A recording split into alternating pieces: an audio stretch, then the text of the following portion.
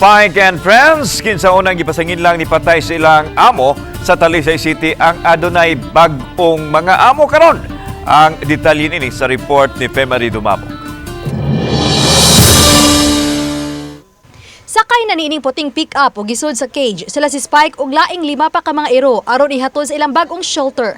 Sila ang mga binuhing iro ni George Mayol. Kinsa unang gibalita sa miaging semana nga namatay, human gingong giunay sa iyang mga binuhi. Tungod niini gidala si Spike ug ubang mga iro sa City Dog Pound.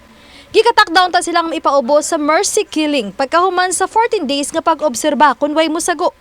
Apan sukwahi sa mga naunang balita, nasayran base sa death certificate ni Mayol nga namatay kini human giatake sa kasing-kasing. That is already the case closed. At least ato na gid na ano nga ang doc is hindi gid mag innocent yun tao ng iro.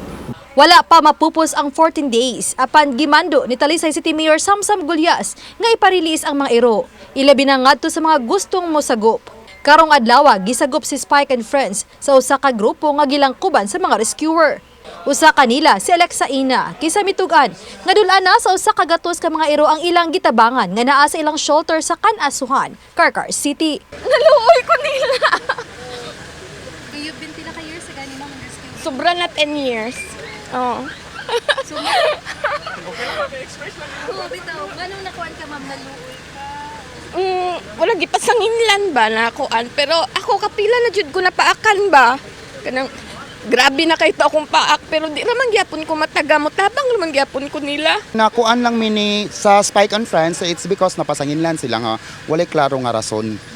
Moto nga kanang among team nag-decide, Alexa, Teresa, and Minerva, na-decide na mo nga kanang so kami sa mukip kaysa ibutang pa sila sa pound nga stressed sila. Dili man gud sila kuan nga we will not allow people nga mo adopt only Spike. Dapat team jud ang adapon. Because they're one family, dapat walay mabilin. Andam na ang kapuy-an ni Spike ug kaubanan. Matod sa Talisay City Veterinarian, Dr. Maria Christine Hope Dihadena, nga mas mayong sayo ma-adapt si Spike and Friends. Duha sa kaubang mga itoy ang namatay matod patungod sa stress sud sa dog pound. Samtang padayon pa nga mususi ang Talisay City Vet sa kondisyon nila ni Spike. Ako ni silang ihatag sa ato ang mga rescuers, no, na sila group. Nadaw ni na sa Carcar City na sila shelter dito. And after 2 weeks, more or less, ako silang bisitaon pagbalik para masuta kung unsa po ang ilahang kahintang dito. And plan po na ko nga kapnon or ilagate po. Uban ni Cleofer Lumayag, Femari Dumabok. Balitang Bisdak.